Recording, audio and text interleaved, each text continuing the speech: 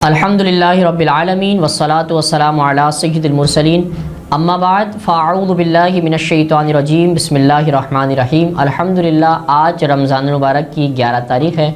11واں روزہ افطار کرنے کی طرف ہم بڑھ رہے ہیں اور آپ ہمارے سلسلے کو دیکھ رہے ہیں۔ الحمدللہ 11ویں رمضان اور جو ہم نے پیچھے ذکر فرمایا رمضان المبارک کی اہمیت، روزوں کی اہمیت اور قرآن پاک کا سلسلہ جاری ساری تھا کہ قرآن پاک کی اہمیت، اس کی تلاوت کی فضیلت، اس بارے میں ہم انشاءاللہ آگے پڑھیں گے کہ حضور علیہ الصلوۃ والسلام نے، یہ کافروں کا کہنا تھا کہ حضور علیہ الصلوۃ والسلام نے قرآن کو خود گڑھ لیا ہے معاذ اللہ، تو اے محبوب آپ علیہ الصلوۃ والسلام سے کہ تم فرما دو کہ اس کی مثال ایک چھوٹی سی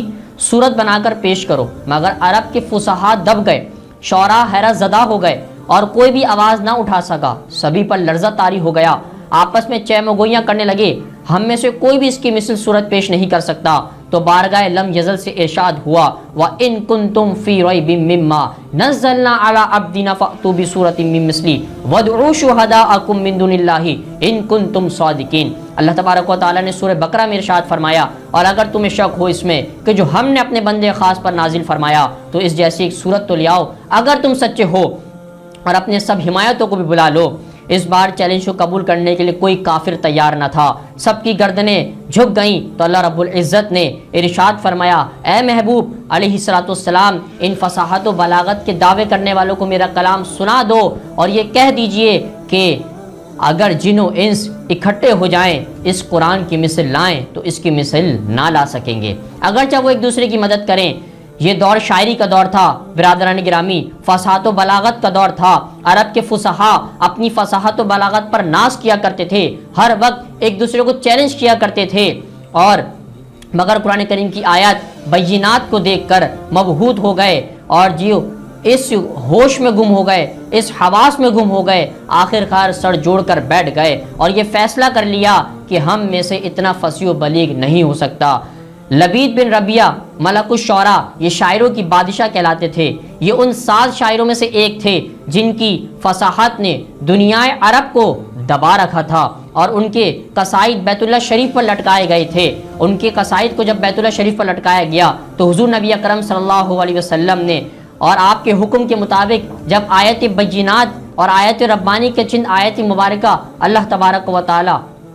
کی طرف سے نازل ہوئیں تو اس کو لکھ کر بیت اللہ کی دیواروں پر لٹکا دیا گیا، اور لبعید بن ربیہ نے ان آیت مقدسوں کو پڑھا اور کہنے لگے یعنی اگر یہ کسی انسان کا کلام ہوتا تو میں ضرور مقابلہ کرتا، مگر اس کلام کا کوئی مثل نہیں ہے، نہ یہ کلام انسانی ہے نہ کسی کی یہاں تک رسائی ہے، عقل اور دماغ کے دریچے کھل گئے ہیں، قسمت نے ساتھ دیا، لہٰذا اپنی عقل کی فصاحت کو قربان کرتے ہوئے در رسول مقبول صلی اللہ علیہ وسلم پر پہنچے اور اسلام و ایمان کی دولت سے مالا مال ہو کر عشق رسول علیہ الصلوۃ والسلام میں ایسے سرشار ہوئے کہ پھر زندگی بھر ایک شعر بھی نہ کہا۔ امام اہل سنت مولانا شاہ امام احمد رضا خان فاضل بریلوی نور اللہ مرکزہ اپنے ان تمام واقعات کو اپنے شعر میں قلم بند کرتے ہیں اور کہتے ہیں تیرے آگے ہیں یوں دبے لچے فصحاء عرب کے بڑے بڑے، کوئی جانے منہ میں زبان نہیں بلکہ جس میں جا نہیں، میں نثار تیرے کلام پر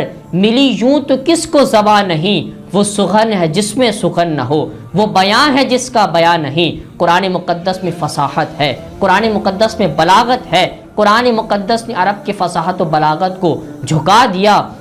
قرآن مقدس کی مثل کوئی آج تک صورت نہ لا سکا، قرآن مقدس کی مثل کوئی آج تک ایک آیت بھی نہ لا سکا۔ قرآن حکیم کی فصاحت پر لبید بن ربیہ نے اپنی شاعری کو قربان کر دیا۔ جب عرب کے فصحاء شعراء مل کر بھی قرآن کا جواب نہ دے سکے تو کفار کے دل میں حسد کی آگ بھڑک گئی، اور اب انہوں نے مسلمانوں کو تنگ کرنا شروع کر دیا، مسلمانوں کے ساتھ دست و گربا ہونے لگے، مسلمانوں کا ہنسی و مذاق بنانے لگے، مسلمانوں کو اذیتیں پہنچانے لگے، مسلمانوں کو ظلم و ستم کا تختہ مشق بنانے لگے، قرآن پاک کو جادو کہنے لگے معاذ اللہ، غرض کہ ہر بے ادبی، مگر آج تک کوئی شخص قرآن مجید کی مثل نہ لا سکا۔ اب یہ لوگ شمشیر زنی پر اتر گئے۔ قرآن کریم کی عظمت کا یہ چیلنج آج بھی موجود ہے، قیامت تک اس کا کوئی جواب نہ دے سکے گا۔ قرآن کی وجہ تسمیہ غور کریں کہ قرآن کی وجہ تسمیہ کیا ہے۔ برادران اسلام، قرآن پاک کی فضائل و برکات کا ذکر، قرآن کے معنی کیا ہیں، اور جب قرآن کے معنی سمجھ میں آ گئے تو مفہوم واضح ہو جائے گا۔ اس لیے ہر کتاب کا نام اس کے مفہوم کو واضح کر دیتا ہے۔ قرآن کے دو مادے ہیں، یہ تو یہ کہ کر اون سے بنا ہے جس کے معنی ہے جمع ہونا، تو قرآن اور اس کے اندر تمام علوم کو جمع کر دیا ہے، اس وجہ سے اس کو قرآن کہا گیا۔ اور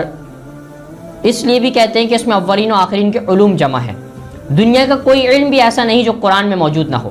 علوم انبیاء قرآن میں، علوم فرشتگان قرآن میں، علوم عرش قرآن میں، علوم فرش قرآن میں، علوم لوح قرآن میں، علوم توریت قرآن میں، علوم انجیل ہے قرآن میں، علوم دینی قرآن میں، علوم برزخ قرآن میں، علوم ظاہر قرآن میں، علوم بظاہر قرآن میں، علوم حیات قرآن میں، علوم ولایت قرآن میں، علوم جنت قرآن میں، علوم زبور قرآن میں، علوم صحائف قرآن میں، علوم حشر قرآن میں، علوم ممات قرآن میں، علوم تصوف قرآن میں، بلکہ یوں کہیں کہ تمام علوم قرآن عظیم میں موجود ہیں۔ اس لیے ارشاد باری تعالیٰ ہوتا ہے کہ اور ہم نے تم پر یہ قرآن اتارا ہر چیز کا روشن بیان ہے، یا یوں کہیے کہ قرآن کریم تمام بکھرے ہوئے کو جمع کرنے والا ہے۔ تو عربوں کا طعام کلام اور لباس اور ہے، ہندوؤں کا طعام کلام اور لباس اور ہے، سندھیوں کا طعام کلام اور لباس اور ہے، افغانیوں کا طعام کلام اور لباس اور ہے،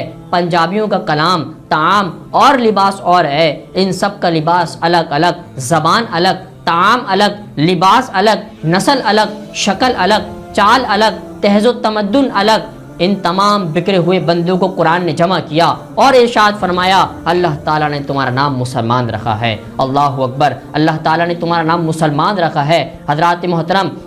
آپ نے ملاحظہ فرمایا کہ شہد کی مکھیاں پھولوں کا رس چوسنے کے لیے بکھر جاتی ہیں، کوئی چنبیلی کا رس چوستی ہے، کوئی سورج مکھی کا رس چوستی ہے، کوئی گلاب کا رس چوستی ہے، کوئی رات کی رانی کا رس چوستی ہے، کسی کا رس کڑوا، کسی کا رس میٹھا، کسی کا رس پھیکا۔ پھر تمام مکھیاں جب نبی علیہ الصلوۃ والسلام پر درود پاک کا نذرانہ پیش کرتے اور پڑھتے ہوئے بھنبھناتے ہوئے اپنے شہد کے چھتے کی طرف پہنچ جاتی ہیں، اور جب ایک چھتے میں جمع ہو جاتی ہیں تو ان سے جمع ہونے والا رس نہ کڑوا ہوتا ہے، نہ پھیکا ہوتا ہے، نہ کھٹا ہوتا ہے، بلکہ شہد کہلاتا ہے۔ اسی طرح مختلف زمانوں، مختلف رنگوں، نسلوں جب لوگ قرآن کریم پر ایمان لے آتے ہیں تو اب انہیں مسلمان کہا جاتا ہے، اب انہیں ایمان والا کہا جاتا ہے، اور اب رنگ و نسل کی تمیز ایک قرآن پر جمع ہونے کی وجہ سے ختم ہو جاتی ہے۔ شہد کی مانند یہ سب مسلمان کہلانے والے ہو جاتے ہیں۔ تو معلوم ہوا کہ قرآن کو قرآن اس لیے بھی کہتے ہیں، سارے علوموں کا مجموعہ، اور تمام لوگوں کو جمع کر کے مسلمان بنا دیا۔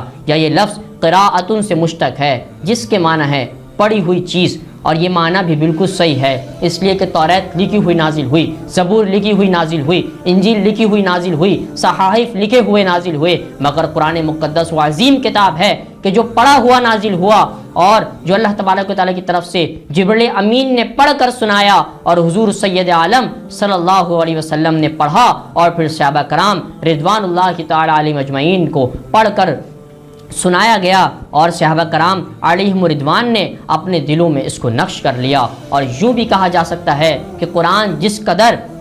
پڑھا گیا اور پڑھا جاتا ہے اور پڑھا جائے گا، اس قدر نہ کوئی دوسری کتاب پڑھی گئی، نہ پڑھی جاتی ہے، نہ پڑھی جائے گی۔ سابقہ آسمانی کتب و صحائف چند جماعتوں کے ہاتھوں میں رہی، ان لوگوں نے آیات کو تبدیل کر دیا، رد و بدل کر دیا، ان کتابوں کی صورت بدل گئی، پھر وہ ختم ہو گئی۔ اور اس کے بعد اور یوں بھی کہا جا سکتا ہے کہ سابقہ انبیاء کرام علیہم الصلوۃ والسلام کی نبوت ایک زمان و مکان تک محدود تھی۔ جب وہ نبی تشریف لے گئے کتاب بھی اڑ گئی، مگر حضور نبی اکرم سید عالم صلی اللہ علیہ وسلم کو اللہ تبارک و تعالیٰ نے بھیج کر ارشاد فرمایا وما ارسلناک الا رحمۃ للعالمین، ترجمہ اور ہم نے تمہیں نہ بھیجا مگر رحمت بنا کر تمام جہانوں کے لیے۔ ہمارے نبی مکرم صلی اللہ علیہ وسلم زمینوں کے نبی ہے، آسمانوں کے زمین ہیں، زمانوں کے نبی ہیں، حیوانوں کے نبی ہیں، اور انسانوں کے نبی ہیں، عرشیوں کے نبی ہیں، فرشیوں کے نبی ہیں، سمندروں کے نبی ہیں، درختوں کے نبی، پتھروں کے نبی، بلکہ سائر کائنات کے نبی ہیں۔ سمجھ لیتا ہے جو شان محمد وہ ہو جاتا ہے قربان محمد۔